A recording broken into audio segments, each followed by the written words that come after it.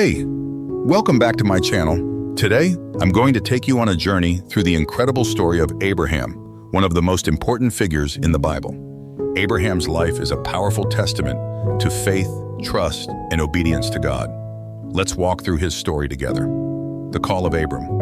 Our story begins with a man named Abram, living a quiet life in the city of Ur. But everything changes when God speaks to him. God tells Abram to leave his country, his family, and everything he knows, and to go to a land that God will show him. Abram is 75 years old at the time, but he doesn't hesitate.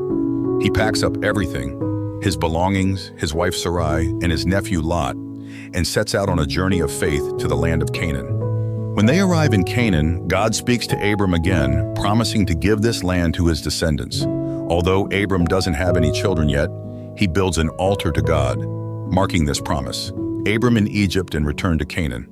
Not long after, a severe famine hits Canaan, forcing Abram and Sarai to seek refuge in Egypt. Worried that the Egyptians might kill him to take Sarai, Abram tells her to pretend she's his sister. Pharaoh, the king of Egypt, notices Sarai and takes her into his palace. But soon, plagues strike Pharaoh's household, and he realizes the truth, that Sarai is actually Abram's wife. Pharaoh returns Sarai to Abram and sends them out of Egypt, allowing them to leave with many riches. Back in Canaan, another challenge arises. Abram and Lot's flocks have grown so large that their herdsmen start arguing over land. To keep the peace, Abram offers Lot the first choice of land. Lot chooses the fertile plains of Jordan, while Abram remains in Canaan. After Lot leaves, God reassures Abram that all the land he can see will belong to his descendants forever. The covenant with Abram. One night, God takes Abram outside and tells him to look up at the stars.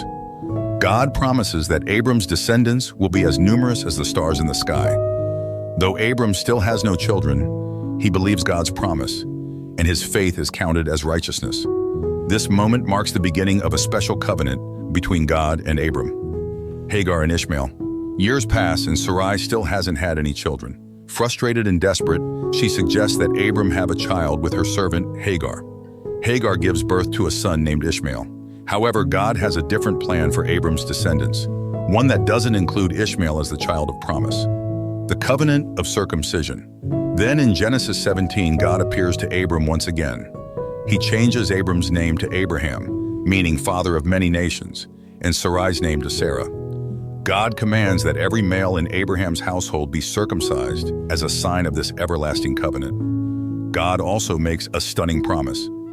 Despite their old age, Abraham and Sarah will have a son named Isaac, through whom God's covenant will continue. The three visitors and promise of Isaac. One hot day, Abraham is sitting at the entrance of his tent when he sees three visitors approaching. He hurries to offer them food and water.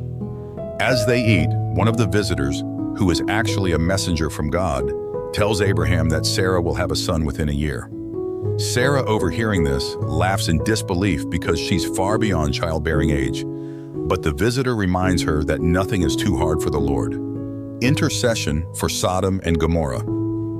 After the visitors leave, God reveals his plan to destroy the cities of Sodom and Gomorrah because of their wickedness. Worried for his nephew Lot, who lives in Sodom, Abraham pleads with God to spare the cities if even a few righteous people can be found. God agrees, but in the end, not even 10 righteous people are found, and the cities are destroyed.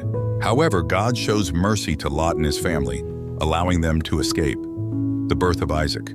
Finally, the long-awaited promise is fulfilled. At the age of 90, Sarah gives birth to a son, Isaac, and Abraham, at 100, becomes a father.